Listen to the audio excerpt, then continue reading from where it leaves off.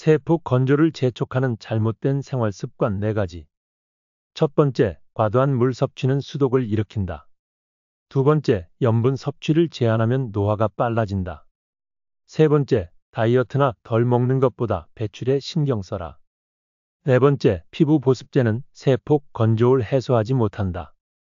노화는 겉모습에만 나타나지는 않는다. 특히 여성은 몸속이 건조하면 자궁과 난소의 기능이 떨어져 부종이나 심한 체중 증가, 생리와 관련된 부인과 질환, 갱년기, 장애 등을 겪게 된다. 원인이 불명확하다고 알려진 치매 역시 뇌세포가 심하게 건조해져 쪼그라들면서 나타나는 현상이다. 이러한 몸의 노화 현상들은 20대를 넘으면 누구나 겪을 수 있는 일들이다. 세포가 건조하면 위의 증상들 겪게 되고 나이 50이 넘어도 세포에 수분이 충분하면 젊고 아름다운 몸을 유지할 수 있다. 세포 보습으로 몸의 건조를 막는 것은 어렵거나 특별하지 않다. 그런데 건조 증상이 피부와 같은 몸의 겉에만 나타나는 것은 아니다. 음식이 목으로 잘 넘어가지 않아서 사례가 들 때가 많다. 겨울만 되면 얼굴이 당기고 피부에 흰 가루 같은 각질이 일어난다. 발 뒤꿈치도 갈라지고 거칠어져서 걸핏하면 스타킹 올이 나간다. 심할 때는 밤마다 몸 여기저기가 가려워서 잠을 설치기도 한다. 이러다 보니 많은 사람들이 목욕을 마치면 얼른 보습 크림부터 챙겨 바르고 틈만 나면 얼굴에 생수나 화장수를 뿌린다. 피부 건조가 심해 주름이나 잡티가 생길까봐 음식으로 섭취할 수 있는 콜라겐을 약 먹듯이 복용하는 사람도 있다. 덩달아 화장품 회사들도 보습 기능을 앞세운 다양한 종류의 화장품을 앞다투어 내놓고 있다. 촉촉한 피부를 위해 나름 애썼는데도 그마저 효과가 없다면 어떻게 해야 할까?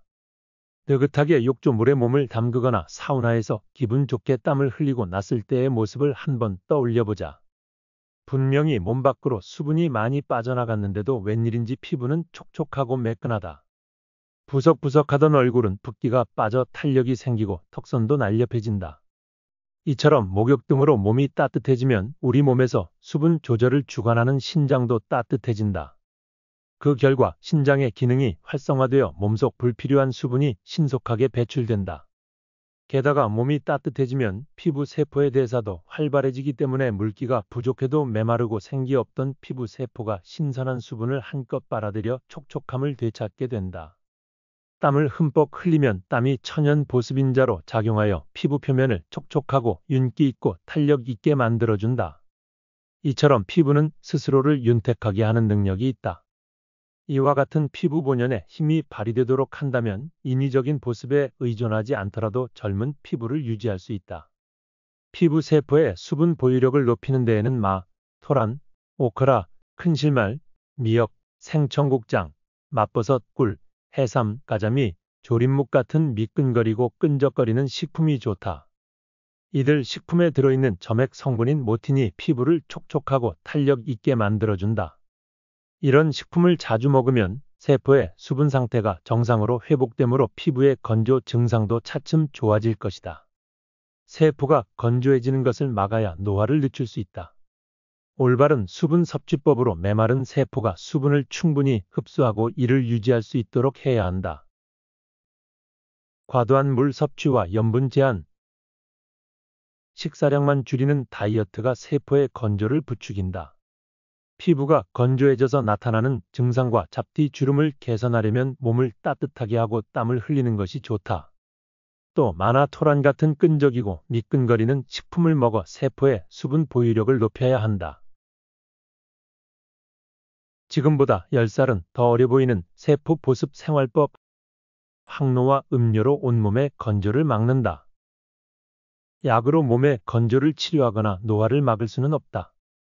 노화를 늦추는 가장 신속하고 효과적인 방법은 신기능을 강화하는 것이다.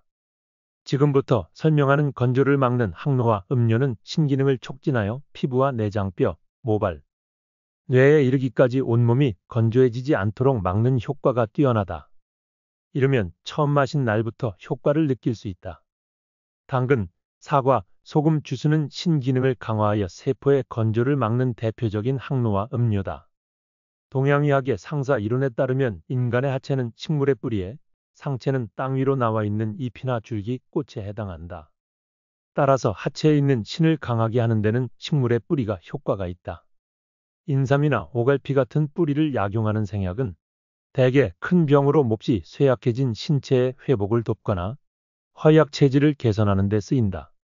식품 중에서는 뿌리 채소가 신기능을 강화하는 데 좋다. 특히 몸을 따뜻하게 하는 난색을 띠는 당근은 과도한 수분으로 인해 몸이 찬 사람에게 아주 좋다. 과일 중에서 사과는 원산지가 북쪽이고 색이 붉어 몸을 차게 할 염려가 없다. 당근과 사과에 소금을 더하면 앞서 설명한 대로 수분과 염분이 균형을 이루게 되므로 더 효율적으로 세포에 수분을 공급할 수 있다. 당근, 사과, 소금 주스의 효과는 이미 서양의학에서도 검증된 바 있다. 30여 년 전에 필자는 난치병 치료로 유명한 스위스 취리히의 베너 병원에서 자연요법을 공부한 적이 있다.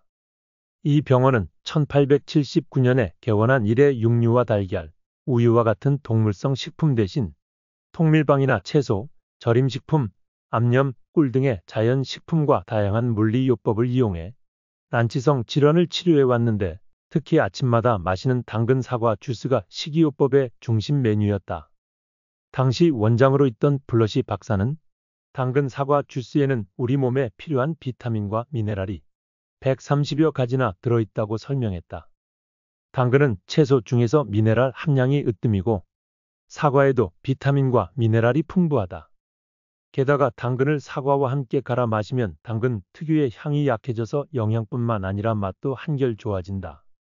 베너 병원에서 당근 사과 주스의 효과를 알게 된 필자는 지금까지 날마다 아침 식사 대신 마시고 있다. 맛도 좋지만 평소에 잤던 설사감 없고 바쁘게 일하면서도 늘 활기차고 피부가 건강한 걸 보면 당근 사과 주스의 효과를 똑똑히 보고 있는 셈이다. 당근 사과 주스는 미량 영양소가 풍부하고 비타민이나 미네랄이 균형을 이룬 음료지만 사람에 따라서는 마신 후에 속이 메스꺼리거나 몸이 차가워질 수도 있다. 필자는 임상 경험을 통해서 몸속에서 불필요한 수분이 고여 세포가 건조할수록 그와 같은 반응이 많이 나타난다는 사실을 알게 되었다. 그래서 몸속에 생긴 물 웅덩이가 당근 사과 주스의 흡수를 방해하지 못하도록 소금을 넣어 세포의 수분 흡수력을 높였다. 이런 원리에 따라 만들어진 것이 바로 당근 사과 소금 주스다. 동양의학과 서양의학 어느 쪽의 관점에서 보더라도 신기능을 강화하여 노화를 막는 효과가 뛰어난 음료다. 당근과 사과의 껍질에는 비타민과 미네랄을 비롯해 다양한 유효 성분이 들어있으므로 되도록 깎지 않고 그대로 사용한다. 또한 생강에 대해 중국의 의서 상한론에서는 몸을 덮여 몸속의 과도한 체액을 제거하고 길을 열어준다고 한다. 현대 양리학도 뒤늦게나마 생강의 유효 성분과 체내에서의 작용을 밝혀냈다. 그에 따르면 생강의 매운맛을 내는 진저롤, 쇼가울 등은 혈액순환과 이유 작용을 촉진하며 몸을 따뜻하게 하고 발한작용을 한다. 생강의 주된 효능은 다음과 같다. 몸을 덮여 땀을 내고 혈액과 체액의 흐름을 좋게 한다. 소변이 잘 나오게 해서 몸속에 과도한 수분을 배출한다. 기의 흐름을 원활하게 해서 기력을 높이고 우울한 기분을 밝게 한다. 혈소판의 음직력을 떨어뜨려 혈전 형성을 예방치료한다. 평소에 생강을 자주 먹으면 신장의 혈액순환이 원활해지고 몸도 따뜻해진다. 이 같은 효능이 있는 생강을 간편하게 음료로 섭취할 수 있도록 만든 것이 생강 홍차다. 생강 홍차는 생강과 홍차, 흑설탕 또는 꿀로 만든다. 홍차는 몸을 따뜻하게 하고 카페인 성분이 이뇨작용을 한다. 여기에는 미네랄이 풍부한 흑설탕이 들어있기 때문에 자연 강장 효과도 얻을 수 있다. 평소에 생강 홍차를 즐겨 마셨더니 냉증이나 고혈압, 변비, 설사, 부종, 비만, 우울감 등 수독에서 비롯된 증상들이 개선되었다는 사람이 많다. 생강 홍차가 몸속에 고인 불필요한 수분을 원활히 배출하도록 돕기 때문에 메마른 세포가 차츰 수분 흡수력을 회복해 노화도 느려진다. 증상별 세포 보습 처방과 호전 사례들. 흔히 고혈압, 당뇨병, 골다공증, 노안, 잡티, 주름, 불면증 같은 질환이나 증상을 나이 들면 나타나는 노화 현상이라고 한다. 그러나 그 근본 원인은 노화가 아니라 건조한 몸 세포에 있다. 따라서 그런 질환들은 세포의 건조를 막는 식사법과 생활습관, 운동법 등으로 예방하거나 치료할 수 있다. 고혈압, 앞에서도 설명했지만 동양의학에서는 몸속에 과도한 수분이 남아있는 경우 고혈압을 일으키는 원인이라고 본다. 수분이 많아 묽어진 다량의 혈액을 온몸으로 보내려면 심장은 강한 압력으로 박동을 해야 하기 때문에 혈관 내 압력이 높아질 수밖에 없는 것이다.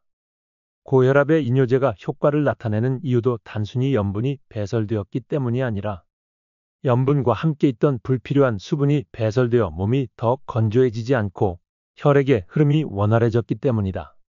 세포는 근육이 감소해도 건조해진다.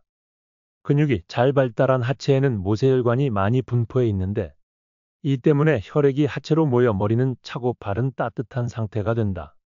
그러나 하체가 쇠약해지면 근육 속 모세혈관도 감소하기 때문에 혈액이 상체로 모인다. 혈압은 보통 상체인 팔에서 재기 때문에 이런 상태에서 수치가 높게 나타난다. 따라서 고혈압을 예방하고 치료하려면 몸속에 불필요한 수분을 내보내서 세포가 건조해지는 것을 막고 하체의 근육을 키워야 한다. 평소에 다음과 같은 방법을 실천한다. 얇게 썬 양파와 무, 미역으로 만든 샐러드를 간장 드레싱으로 버무려 매일 먹는다. 양파는 하체를 강하게 하고 혈관을 확장시키는 작용으로 혈압을 떨어뜨린다. 미역에도 혈압을 낮추는 성분이 들어있다. 또 무에 함유된 비타민 B는 혈관을 튼튼하게 한다. 양파 껍질을 달여 마신다. 냄비에 물 600ml와 양파 껍질 10g을 넣고 달여 마신다. 물이 반으로 줄면 체에 걸러 하루에 여러 번 나누어 마신다. 양파 껍질이 들어있는 갈색 색소인 케르세틴은 혈압을 낮추는 효능이 있다. 혈액순환을 방해하는 지방이 많은 육류, 무정란, 우유, 버터의 섭취를 삼가하고 생선과 어패류를 많이 먹는다. 생선이나 어패류에 함유된 EPA나 DHA 같은 불포화 지방산과 타우린이 혈압을 떨어뜨리고 혈전 형성을 막는다.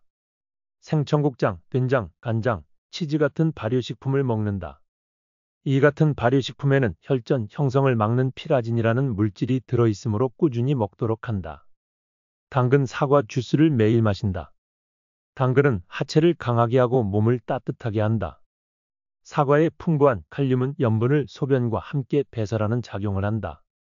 당근, 샐러리, 파슬리, 미나리 등의 미나리과 식물에는 혈전 형성을 막는 피라진이 들어있다. 당근 2개와 사과 3분의 2개를 갈아서 약 2컵 400cc 마신다. 매일 워킹이나 스쿼트로 하체 근육을 키워 혈액을 하체로 보낸다. 갱년기 장애. 우리 몸에서 냉증이 잘 일어나는 곳은 대개 불필요한 물웅덩이가 있다. 자연히 주변 세포들은 수분이 부족해서 메마르게 된다. 이런 점에서 냉증은 몸속이 건조해졌음을 알려주는 위험 신호 역할을 한다. 특히 아랫배가 찬 여성들 가운데는 배꼽을 경계로 위아래의 온도가 크게 차이 나는 이들이 많다.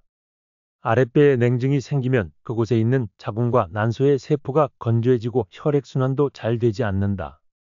그러면 혈액과 열이 정체되어 결국 위로 올라온다. 그로 인해 얼굴이 화끈거리고 땀이 나며 숨참, 어깨 결림, 구역질, 기침 등의 증상이 나타난다. 또 짜증과 신경질이 심해지고 불안, 불면증 등이 생긴다. 이처럼 밑에서 위로 치밀어 오르는 증상이 자주 나타나는 것이 흔히 말하는 갱년기 장애다. 갱년기 장애를 개선하는 데는 다음과 같은 방법이 효과적이다. 우엉을 많이 먹는다. 우엉에는 여성 호르몬의 분비를 촉진하는 아르기닌이 들어있다. 간장 등으로 양념에 볶아 먹거나 된장국에 넣어 먹으면 좋다. 검은 콩을 흑설탕에 졸여 먹는다. 동양의학에서는 신장, 비뇨기, 생식기 등의 기운이 부족할 때 검은 콩이 좋다고 한다. 무청을 많이 먹는다. 무청은 혈액순환을 도와 노폐물을 없애므로 부인병에 효과가 있다.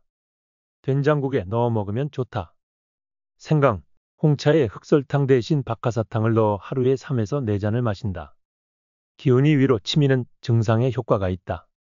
매일 목욕 후에 아랫배에 생강찜질을 한다. 42도씨 정도의 물에 족욕을 한다. 잘 들어보셨나요?